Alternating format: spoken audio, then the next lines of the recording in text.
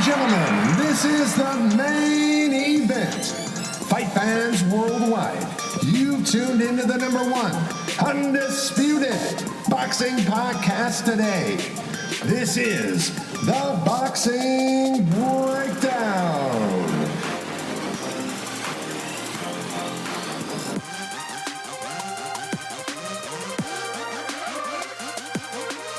Now, your heavy-handed, hard-hitting host, Mark Roxey.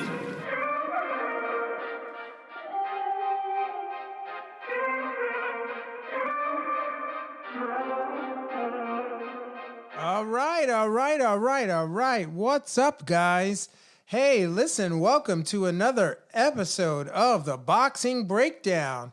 And I am super stoked for today's show is going to be awesome. It's fantastic. I am I've been waiting all day, just reading up on my guests and really getting ready for this amazing show today. So today we're going to have two guests. We'll have ring announcer Waite Jr. And this is going to be a really interesting interview. And then following that, we're going to have the world-renowned Philadelphia's own Mr. Billy Briscoe in the studio. He's going to be here. We are going to chat it up. It's going to be awesome. So welcome to the show. And so I'd like to just tell you a little bit about my first guest. Waite Jr. is a professional boxing ring announcer and ringside commentator. After serving in the Army as a combat medic for 20 years, Walter retired from the Army in 2017, and he launched his career into professional boxing. Walter is a lifelong boxing fan and considers his role in professional boxing as a true dream. So I want to take this moment to welcome to the studio, Waite Jr. Mark, I certainly appreciate it. It's great to be here, and the platform that you have with this podcast, very exciting for a guy like me that breathes, sleeps, and eats boxing. Yes, you do. And your voice, you have a $1 million voice, my friend. You do. And for those... I certainly appreciate that. For listeners out there, the introduction to the show was brought to you by Waite Jr. He is an amazing ring announcer. I asked him to do the intro to the show today, and it's super awesome. I'm super stoked about that. So, Walter, let's start. Just tell me, and tell the listeners a little bit about how you found boxing. Well, Mark and everybody out there this evening listening, appreciate you listening. It's really an extraordinary story of me at the right place at the right time. I entered the Army in 1997, and I was in the Army for a full career. My last assignment in the Army, I worked at a hospital, and the hospital was at an installation called BRAG, Home of the Airborne, the 82nd Airborne Division. Yeah. And every year, the 82nd Airborne Division has a boxing smoker. So I was a medic. I worked for a doctor, and I said, ma'am, am I able to go over and watch the boxing smoker? Sure enough, I made my way over to the 82nd Airborne Division to watch me some boxing. What? I walk in there. A young captain was announcing the fights in Army uniform, and his level of excitement, to say the least, was very low. In the Army, we call it being voluntold. He did not want to be there, Mark. He was voluntold. So I said, hey, Captain, you need a break? He hands me a microphone, Mark. I stepped in the ring, and it was like I found a home away from home. I announced that first night, came back the next night, championship night. 1,000 soldiers in attendance, and special guest, merciless Ray Mercer. No way. It was an extraordinary evening to start my boxing career as a ring announcer. Wow. That is outstanding.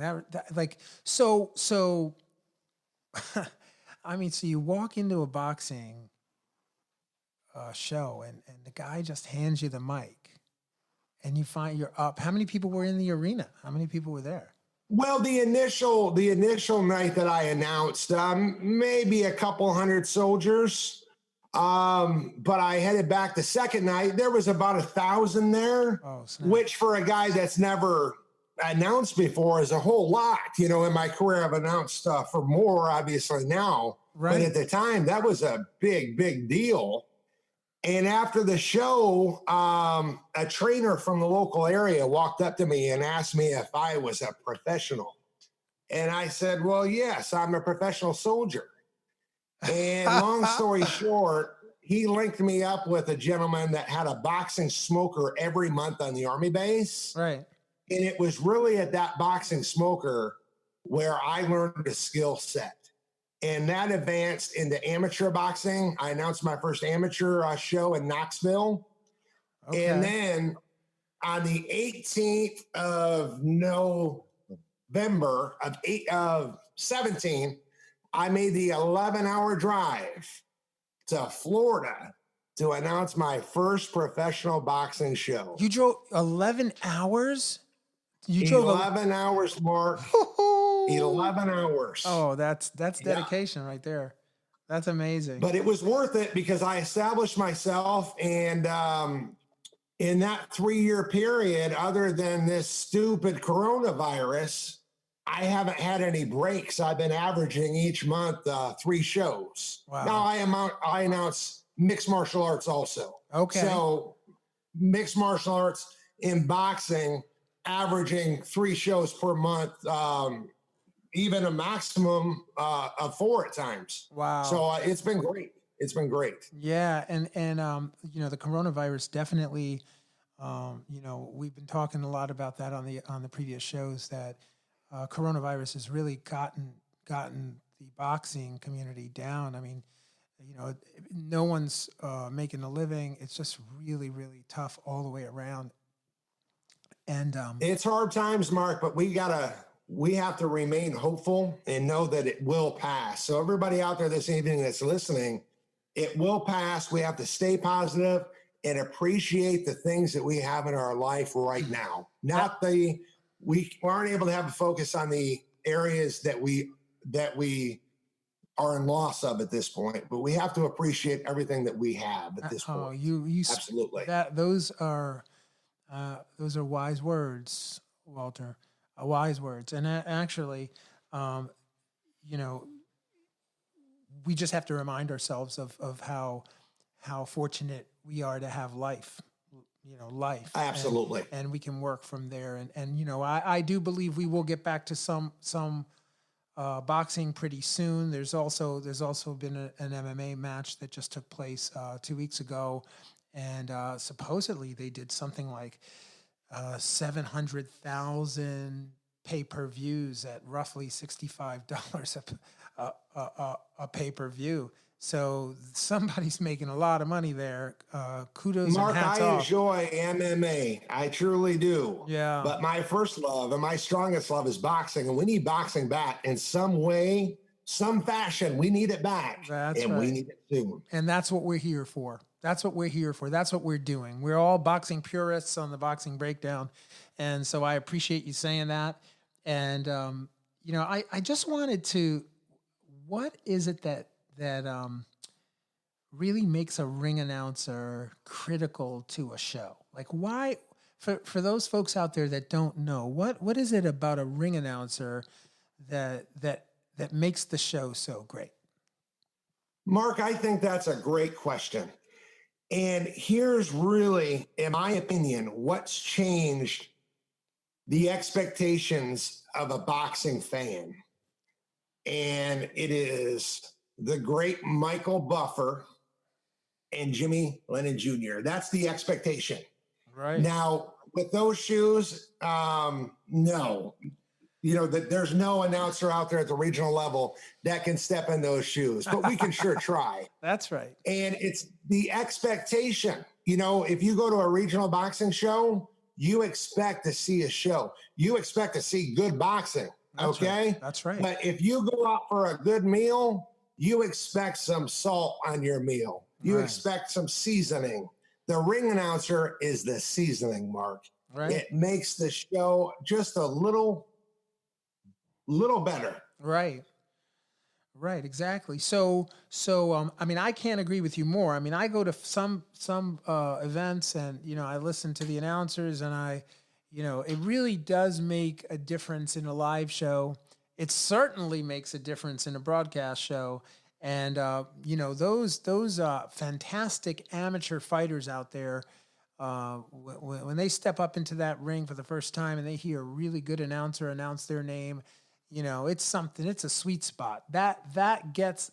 I just want you to know that a good announcer, especially with those young kids and those kids coming up through the amateurs, when they hear their name announced correctly and beautifully, that sets a spark and sets a dream for those kids, and it is a really powerful moment. And that's what an announcer. That's what I think of when I think of a really, really good announcer. Mark, I can only speak for myself. I can't speak for others out there. But with announcing, I have pride and passion in my job. Right. And I owe it to every boxer. If he's an amateur boxer, if he's a boxer stepping in for the first time, if the boxer is 3-18, or if he's the champion of the world, I owe him a championship style introduction. That's right. And I owe that also the fans in attendance that night or watching at home. I owe it to them, Mark. That's right. It's my job. It's my role in boxing. Wow. You have trainers. You have boxers. You have referees. Everybody has a role. That's right. I have a job to do, and I pride myself on accomplishing it to the absolute highest level. That's right. And you do. And I love the listeners to get a chance to hear your ring voice. Would you fire that ring voice up for us? Announce something? Oh, absolutely. Go on, go Ladies for it. and gentlemen, he this evening stands next to the microphone for his podcast. Ladies and gentlemen, he is the one, the only, introducing Mark Roxey. Oh, that's fire. That's what's up. So incredible. Mark Roxey, did you know that you have a hard name to pronounce? Yeah. And here's why. I announce Russian boxers. Love it. Love it. Syllables are fun. A guy with a name like John Smith, very difficult as an announcer. Right. But a Lomachenko, that is beautiful to announce. Right. But it's the John Smiths of the boxing world that I really have to spice it up with some adjectives in order to really draw out a good introduction for that boxer. Right.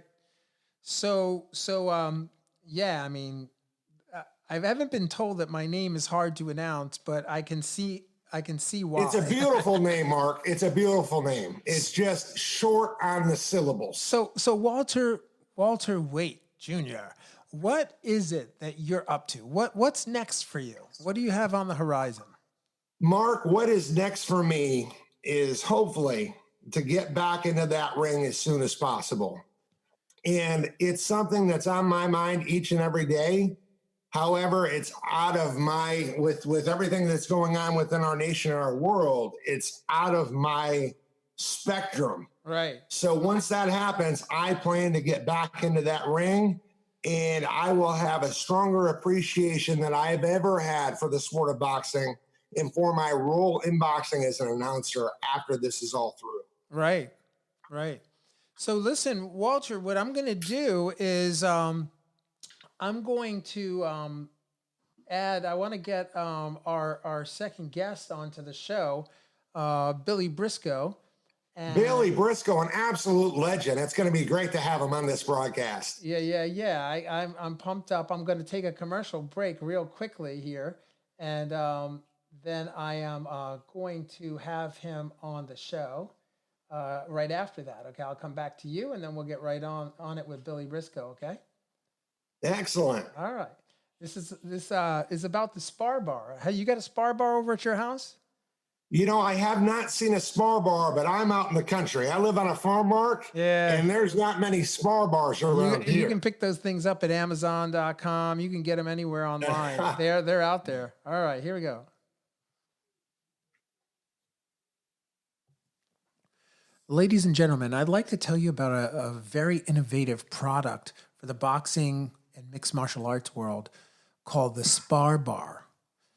This unit is absolutely incredible.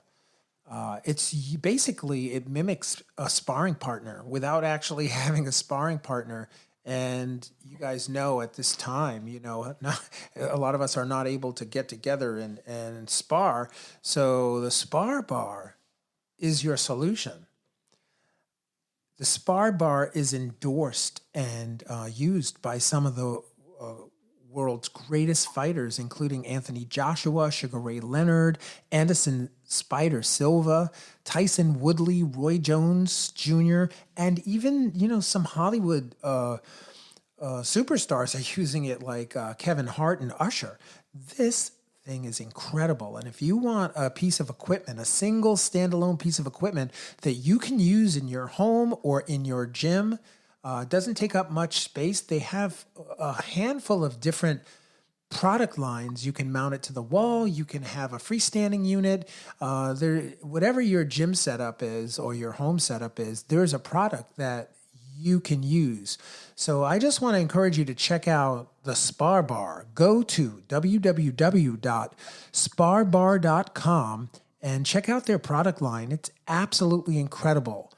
I can't wait. My Spar Bar should be coming any day now, but you got to check out the Spar Bar. I've used it in a bunch of gyms. I was at Gleason's Jersey Shore, and they have a bunch of Spar Bars down there, and I will tell you, that unit is incredible. Check out the Spar Bar. Again, www.sparbar.com. All right, we're back. So, Walter, let me tell you a little bit about Billy Briscoe. Billy is like, when he thinks of boxing, he talks of boxing like a religion. Billy Briscoe is from the Badlands in Philadelphia. That's his boxing headquarters, and Billy is one of the true masters left in the sport. He is not just a boxing trainer. Billy is a true teacher. Right? Billy is a cut man, he's a trainer, and he is an encyclopedia of boxing. He prides himself in paying respect to the past and advances the sport into the future. He's firmly rooted, right? He's firmly rooted with his teachers, the people who have passed on the sport of boxing and given the sport to him. And he's also the head trainer for Gabe Rosado and Christian Cardo and tons of other amazing fighters out there right now. So I'm gonna without further ado, I'm gonna try to get him on the call, and hopefully he's gonna be with us today. Perfect. I'm excited, Mark. Oh yeah, me too. This guy is. And I'm going after my Spar Bar after this. I'm going to be a champion right here in my own backyard with my Spar Bar. Right? Now, Billy is incredible. This guy, I've worked some shows with him, and he's just.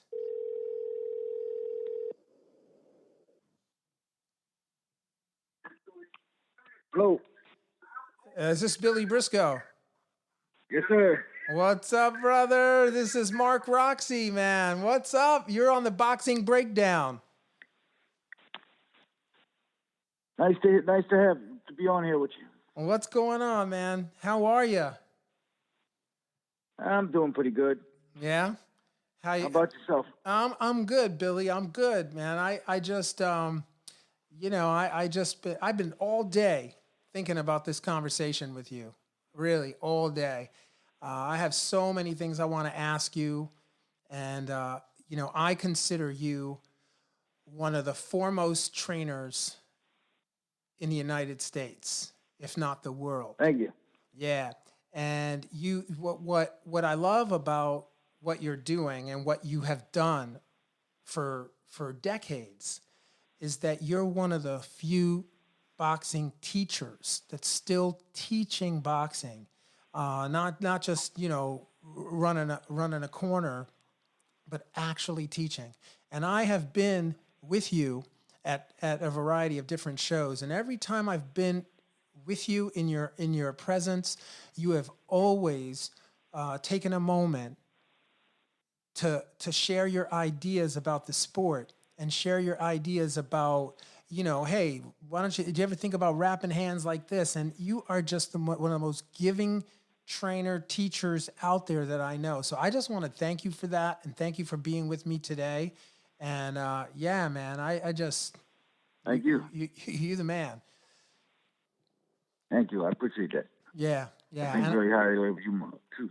Thank you, Billy. Thank you.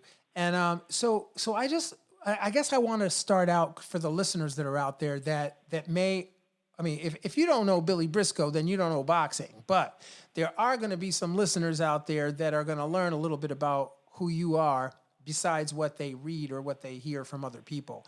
So I guess, could you just tell us, and I have my friend Walter Wyatt, who's a ring announcer here. He's on the call too. And could you just tell us a little bit about, like, how'd you get into boxing? How did I get into boxing? Yeah.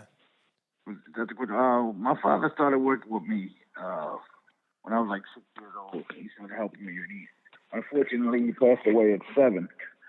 And my mother took me to the gym, and I've been there ever since. Right. You there, Bill? Yeah. Okay, you're coming in and out a little bit. Oh, okay. I said, well, my father started me off when I was 6, but he was very ill, and he wound up dying when I was 7 years old, and then my mother took me to the gym, and I've never left, basically. Wow. So that was the day. That was how you got into boxing in the beginning. Yeah. Wow. And what did your father do, like, before, when he was alive? What was it? What did he do? Well, he was real old. My father was born in 1912.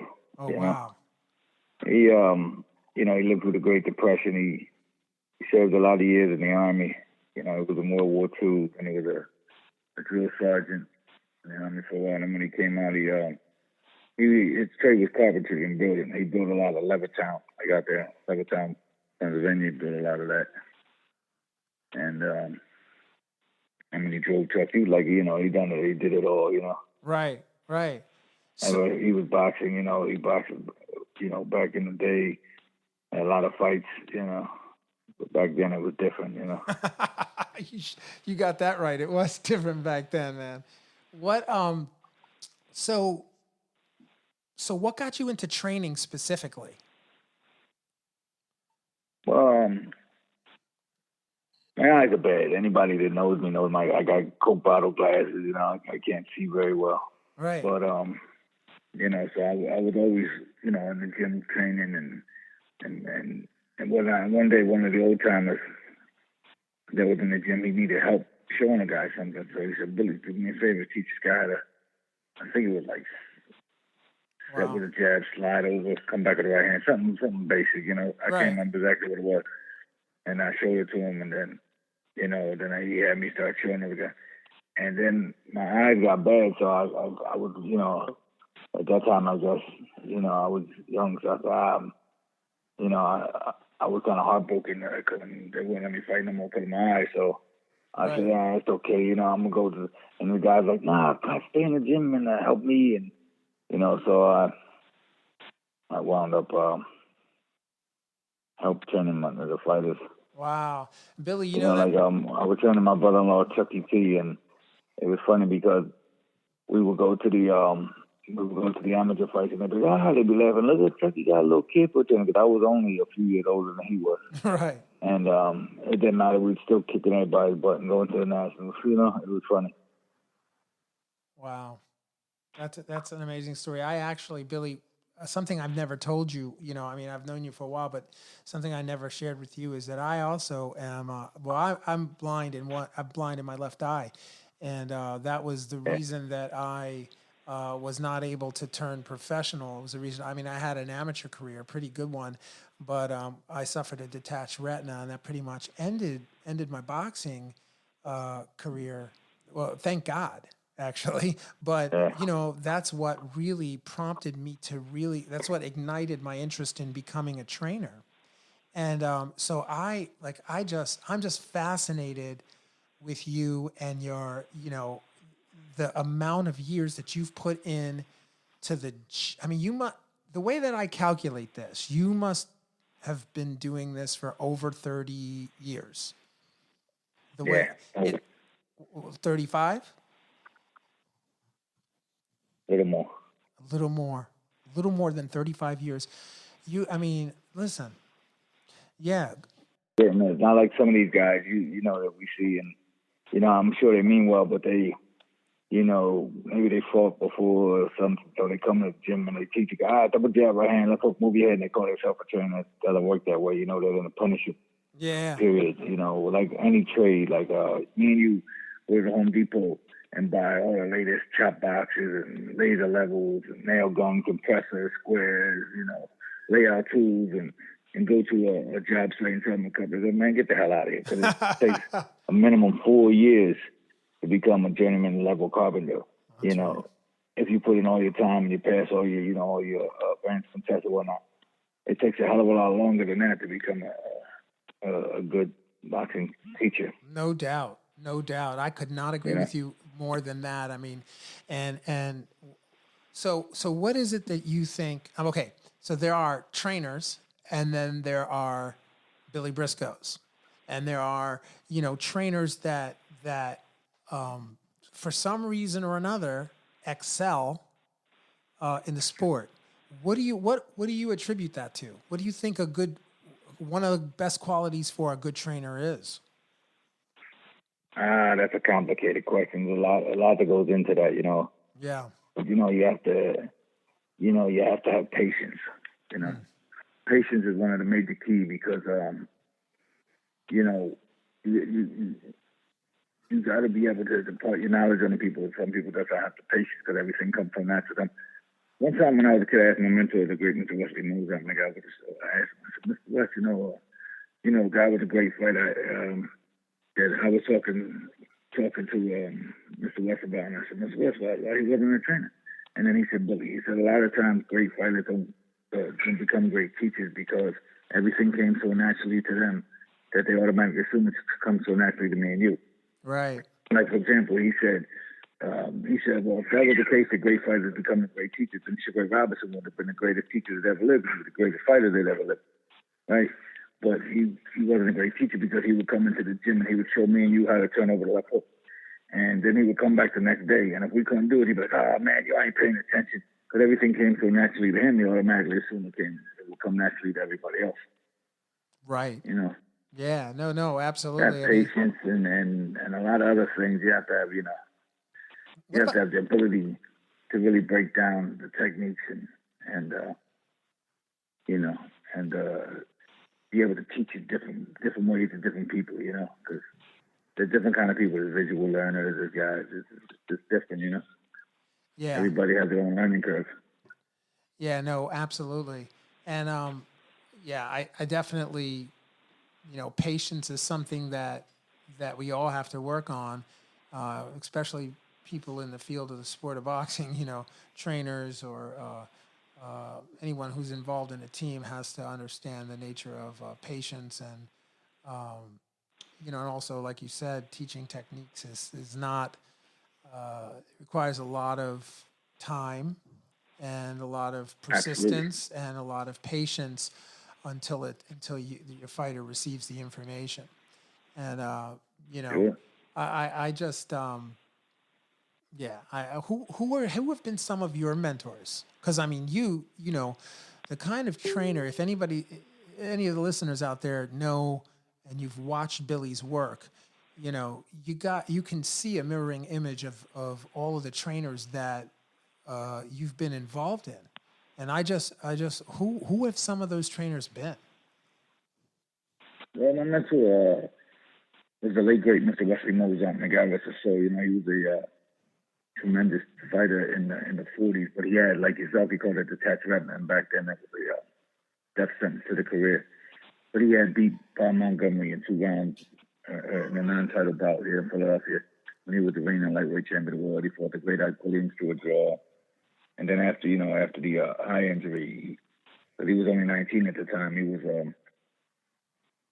he was real depressed. But his mentor kept him in the gym, and they helped train some guys. But then, he had got married, and he moved up to New York. He lived up there for like 30-odd years, training guys. Then he came back here to Philadelphia.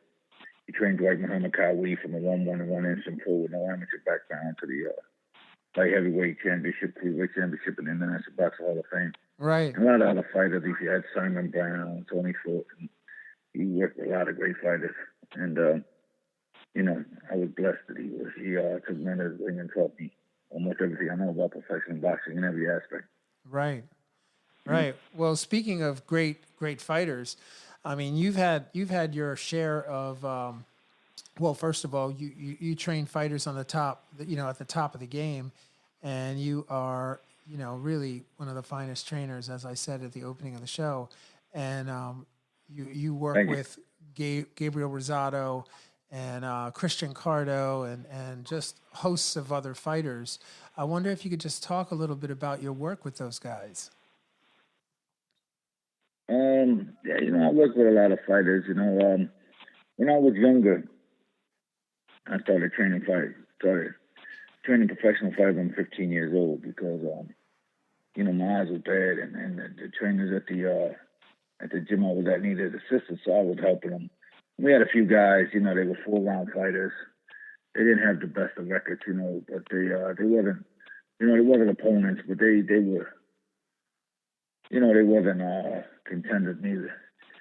And they needed me to help them, so I would help them, and I was training these guys, and then we would go to the fights, and, they would have me working the fights and teach me, every aspect of the game from teaching, training, the strategy aspect, man, cut work, wrapping hands, conditioning the fighters, things of that nature. And I was always blessed to have, worked with a lot of fighters. I shadow trained a lot of fighters too. Yeah. But, I can't really speak about that. They make you sign non-disclosure agreements and whatnot, which is fine, Yep. That's right. Yeah, you sign you sign those non-disclosures, and that precludes you from being able to speak about the work that you do with those specific fighters, right? Yeah. Yeah, I've been all over the world doing that, all over the country as well too, Yeah. But, I started Gabe Rosado from the ground. The first time he walked in the gym was 18, He was training steadily for 2 years. He was 18 when he walked into the gym? Yeah, he never had any prior boxing experience. He was a tough kid from the streets, He had a lot of guts, but he never had any boxing experience. His mother was very religious. She's a pastor at a church, and she didn't want to do that. So out of respect, he waited till he was 18, and then he started fighting. I trained him steadily for 2 years. Had 11 amateur fights, and then we turned him pro. And, we was moving steadily, and we got him to the world title. Wow. But, he was number one in the world at the IBF at 154. But the people that were doing business for him wanted him to move up to 160 to fight Triple G. So I was the only one that didn't want that fight, but, Yeah, no. I saw that, and I saw the fight when it occurred, and I just... I just have to take my hat off to you, Billy, because the way that you conducted yourself in that fight was incredible and was really a benchmark for trainers out there. If you want to learn how to make that split-second decision and what a trainer who cares about his fighter looks like, then you got to watch that fight.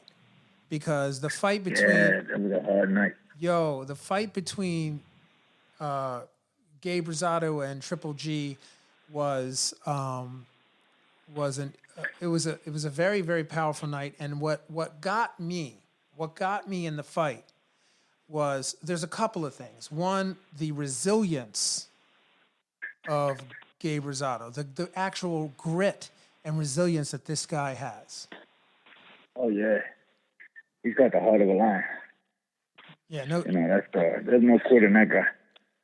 Yeah, no doubt. He's a true. When you look at it was just it was a bad night. I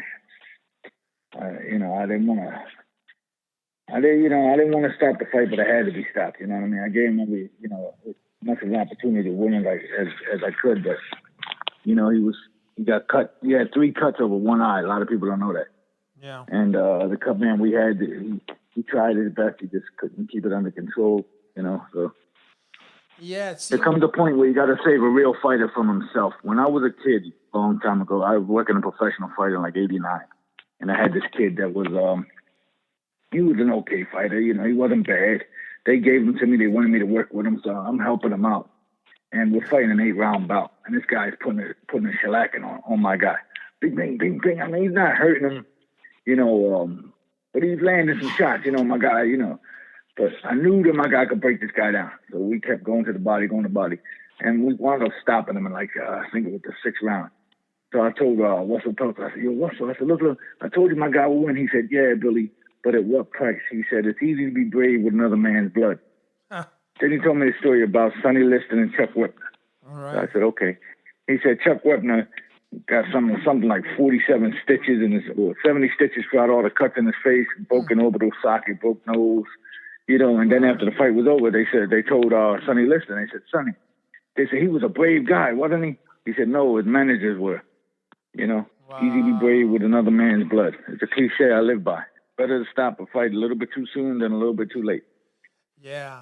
No, and if you go back and you rewind that fight, if you go back and look at that fight, which I've looked at it a bunch of times, in the 6th round, when the eye starts to really give you guys problems, I noticed that you were very, very concerned about it. And when you guys got to the corner, you specifically asked Gabe, hey, listen, what do you want to do? Do you think we should stop the fight?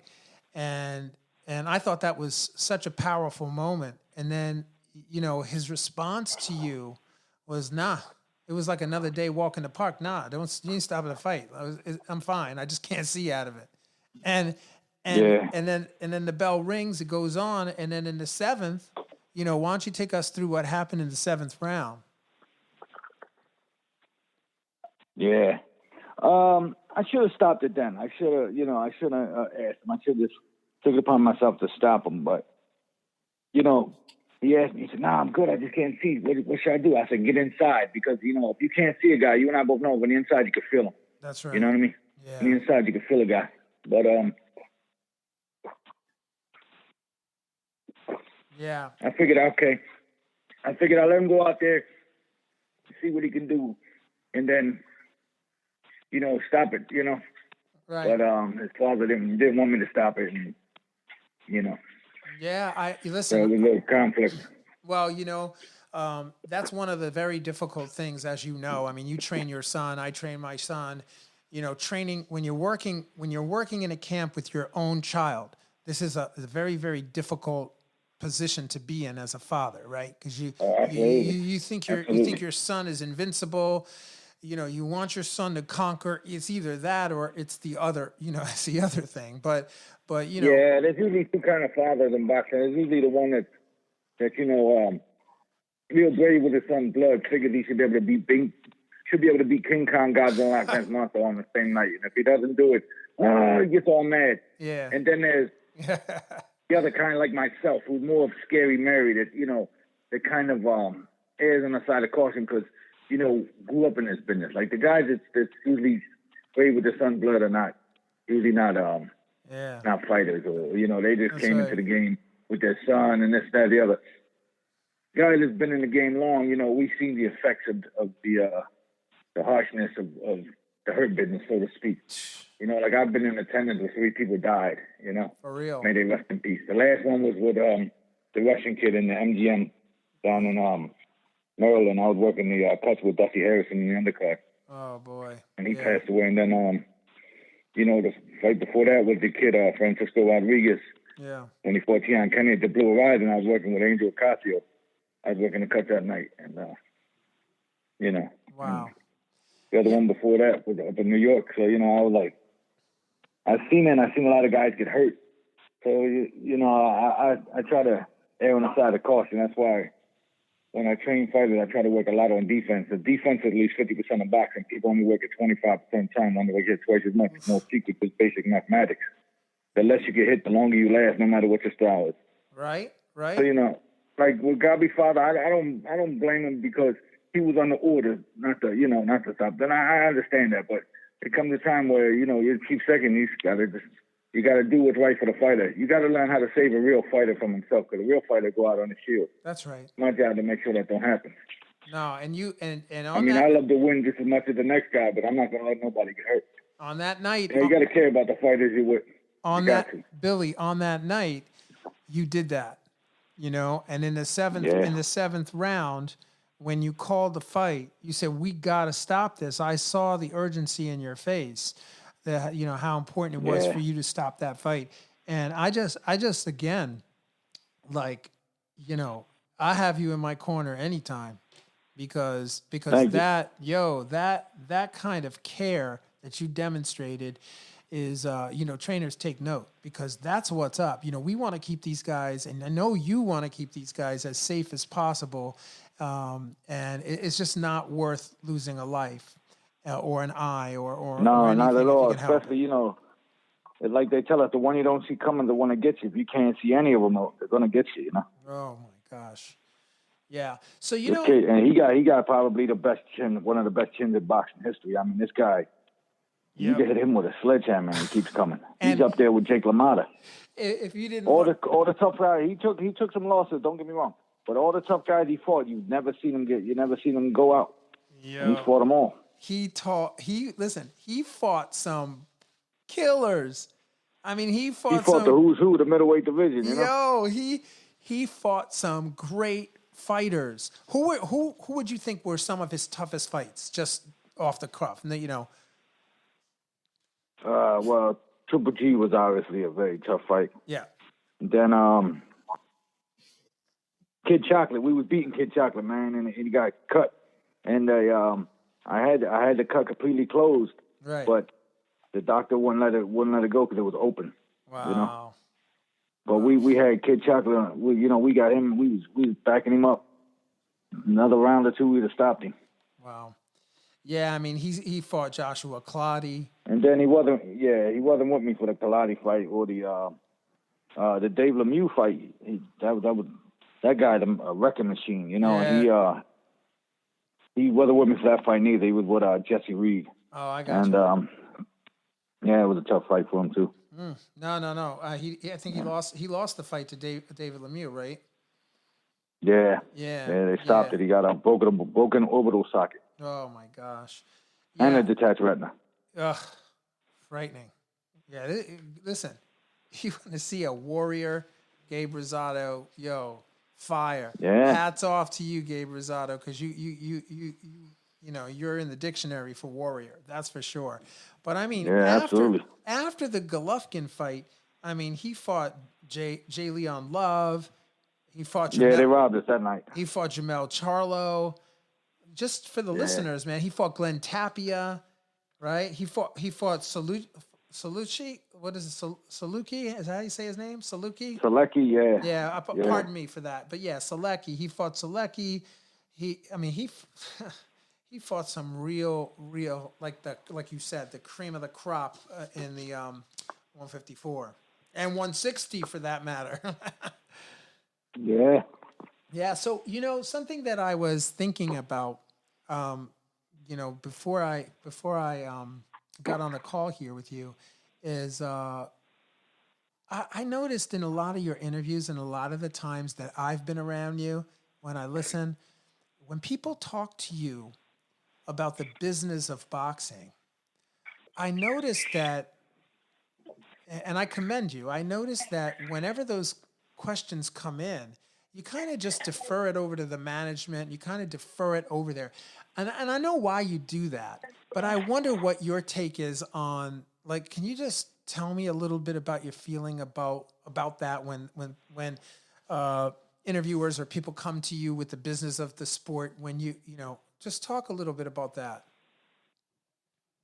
About the business side, I'm sorry, I didn't hear what you were saying about Yeah, I'm just saying that I know that you will always like defer. You'll always say, "Look, I don't handle the business, right? I'm a trainer. Yeah. I'm a teacher. This is what I do." And I just wanted you to comment on Right. that. I love that about you. I love that well. you always like. Yeah, well, you know, everybody in boxing has a place, you know what I'm saying? Right. And out of respect, you know, I just go and play the role that I'm in. You know what I mean? So if I'm hired to be the teacher and the trainer, then that's what I do. If I'm hired to be a cut man, then that's what I do. And then I work cuts with you. I work with a lot of guys, and I stay in the corner and I keep my mouth shut unless you ask me, or maybe I might tell you something. Look, you know, because it never hurts to have an extra set of eyes. I'd be like, you mind if I say something? Say no. Look, you know, he's here. Maybe, you know, feint the jab, shoot the overhand right, finish with a 45 on the side, or go up and down with the jab, whatever, you know. Yeah. Maybe I can see that because I'm in a position where there's no stress on me until he gets cut. And even if it's cut, and unless he got like 50,000 cuts and I'm down to 4 bottles of adrenaline, it really ain't no stress on me because I'm not trying to be cocky, but I'm confident that I'll be able to handle that. Oh no, you being in the driver's seat as the chief second, you know, you got a lot. You're trying to make the adjustment of your fighter to make the adjustment over top of the other guy's adjustment. You know, you're trying to keep your guy, you know, the fight. You know, there's like 5 or 6 different ways to skin a cat. You might see the fight one way, and I might see it another way, and, you know, maybe the way you see it ain't really working the way you want it to. Maybe I might see something that's missing. I add it in, and then bam. Yeah, it works. That sets up what you were looking for. You know what I mean? That's right. Teamwork. Because I'm seeing it with clear-eyed view because I have no stress. I'm under no stress whatsoever. That's right. You know? You're a different context. There's a different context in which you're that's viewing why a the lot fight. of times, you know, I got guys with me.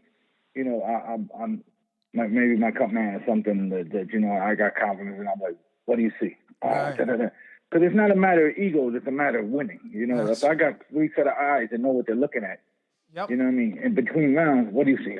Look, man, you know, he's rolling jab, followed home with the right hand, and you know, just not, you know, whatever. Right. You know. So just for the listeners, things like that, and you can put that in because at the end of the day, it's not a matter of egos; it's a matter of winning. A lot of great teaching trainers had a good corner with them that added to their repertoire. You know, they might see things because they're under no stress. You know what I mean? They're helping you, but they're not under no stress. You're the chief. You know, you're the driver. Yeah. You know? You know, and Billy, in the last it's a lot easier to see the full picture when you're the passenger, you know, because you ain't got to concern yourself with the driving. Yeah. Well, we worked a fight together in October. You and I worked a fight together in October, and you were there as at the Met, right? Yeah, at the Met, and you were there as the cut man for me. And I, you know, when we took that ring walk, I'm like, you know, listen, we're gonna go in and do some work, and you know, if we get cut, I got Billy Briscoe. Not only did I have you as the cut man, but one of the things that I remember from that fight is you off to my right, and I looked back to you, and you told me to get under. You said he's got to get under. He's got to get under the left hook, right? And so when the fighter came back to the corner, I said to him, I said, "Yo, you got to get under that left hook." And sure enough, in that 6th round, he got under that left hook exactly the way that you saw it. I wasn't seeing that. You saw that. And so to your point, you know, when you're sitting in that, when you have that proximity, but yet you're not, you know, having to deal with all the adjustments being made on the fly, you count on those people you know, that are in your corner to really see the things that you might be missing. Yeah. It never helps. It never hurts to have an extra set of eyes. Yeah, and you're two. Well, you got 4 of them like me, so that's like 8 eyes right there. Yeah. Oh man. So With the glasses on, I got on there like 12 eyes. exactly. On a sunny day, I set ants on fire. Yeah. You know? Yeah. So all right. So I also have to ask you something. I have to ask you a personal question about. Well, it's not a personal question. It's really a boxing question, but it's about Lomachenko, right? I like Lomachenko. I know you like Lomachenko, and I like Lomachenko, and you got to be crazy not to like Lomachenko because the man can fight. You know, I took a guy up when I was in wild card, when I was down in California training guys, and Freddie and the guy Rob that works to do at the wild card, he's not there no more, but he used to work there. They had a Armenian kid named Mike, and they asked me if I would go up to Oxnard with him, right? To for sparring. I said sure, no problem. Like an hour drive up 101. So we drive up there, and I got to watch. I took my son with me, so we got to watch Lomachenko, up close in person.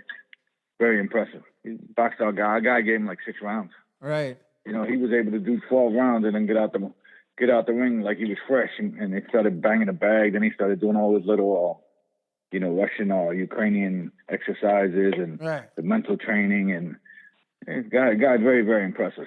Wow. Yeah, very impressive. I got a newfound respect for his whole game by seeing him up close and personal. I bet. And I heard you mentioned, you referred to him as similar to Willie Pep. I heard you say that once. Is that?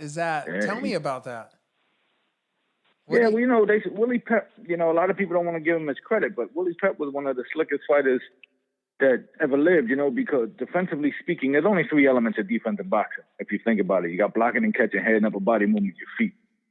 And you can incorporate 2 or 3 elements in one motion. It's much harder to hit. And this guy's got it. I mean, his feet, he cuts angles, he steps around, he's very good defensively. He's got good upper body movement. He catches shots. He slides around. He's a master of range. Right. And he's strong. I mean, you got to see. He doesn't show his full strength in a fight. Because he's working. But in the gym, he was hitting these guys. Because we went up there like 3 or 4 times. We took him up there. He hit these guys, the big guys, and he was hitting them. And man, the one guy, he was like, shit. I'm like, what's wrong, bro? He was like, man, he's gonna turn it up. Because he boxes, he'll like this, he'll box me 2 rounds, then I'll get out. Then he'll box you for 2 rounds, then you get out. Then he'll box another guy for 2 rounds, then I'll get back in. You know what I'm saying? So after the first rotation, they was like, shit. I was like, what's the first day we went out? Like, shit. I was like, what's wrong, bro? And he was like, man, this MF is going to turn it up on us now. I was like, what do you mean? Yeah, he just warmed up the first 6 and he jumped on us. I was like, okay. Boy. And man, he hit this one guy, and the guy was big. I'm like, why the hell he boxing a middleweight? And he hit this middleweight with a body shot. The guy threw he was a southpaw. And the guy threw a right hand, so he slipped the right hand outside, slipped it, and cut him with a left hook to the body. Boom! He goes, and dropped him. I said, damn.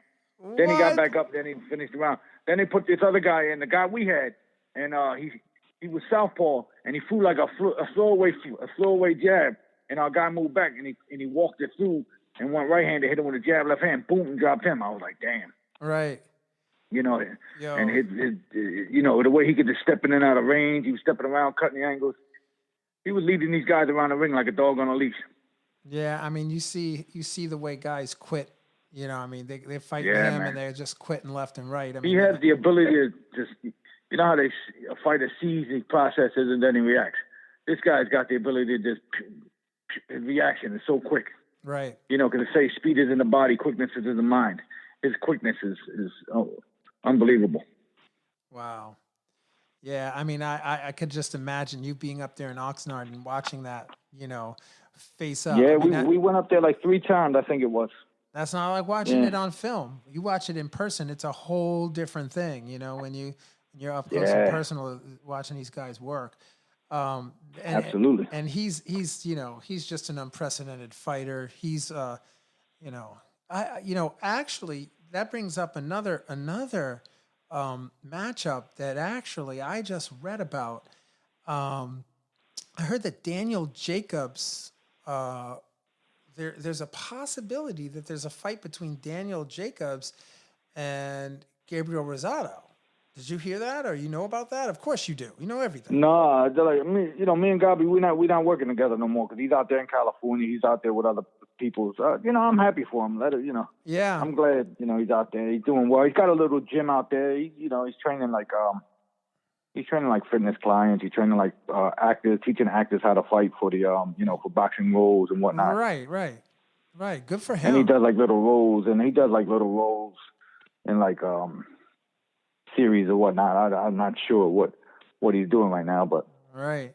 'cause he played in Creed, and then he was in Annapolis. So he's been in a few different movies himself. Yeah, no, I know that. He's just training them guys. So I wish him the best. I hope, I like Daniel Jacobs. I knew Daniel since he was a kid. Yeah. And, I like Gabi. So, I just think it's a good fight.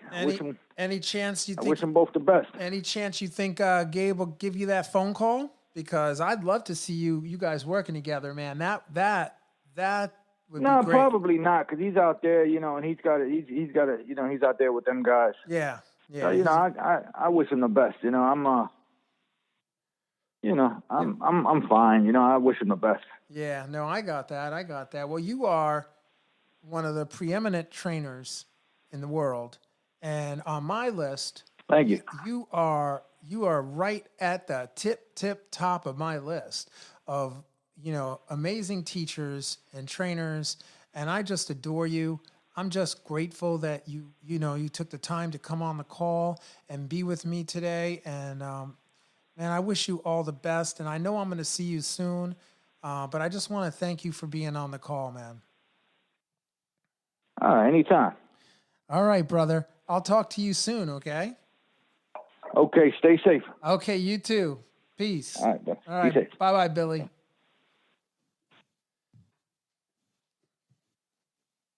Absolutely mesmerizing to hear the words of the boxing legend, Coach Briscoe. I could sit down with that gentleman. I hope we pass at a show where we can have, at the hotel, sit there and have some coffee, and I can just hear his stories. Yeah, because I bet he can go for days with boxing stories, Mark. Walter, he's incredible, and he's a treasure. He's a treasure to the boxing industry, and he's just a really great person. I mean, he's one of the good guys in boxing, and he certainly knows his stuff. And he's not, he's always willing to share and help to pass it on to the next generation. I love the guy, and I'm just really, really grateful that he came on the show, and I'm super grateful that you were able to be with me and hear it. And I want to thank you for being on the broadcast, man. You are quality right there. Mark, thank you so much. It was an absolute pleasure. And what you got going up there with this podcast is exciting, and I definitely will be spreading the word in the Southeast. Oh, Walter, thank you so much, man. And thank you for being on the broadcast. And for listeners out there, I want to thank you for being with us. And we'll see you. That's it. That's all we got for today. And so we'll see you next time on the Boxing Breakdown.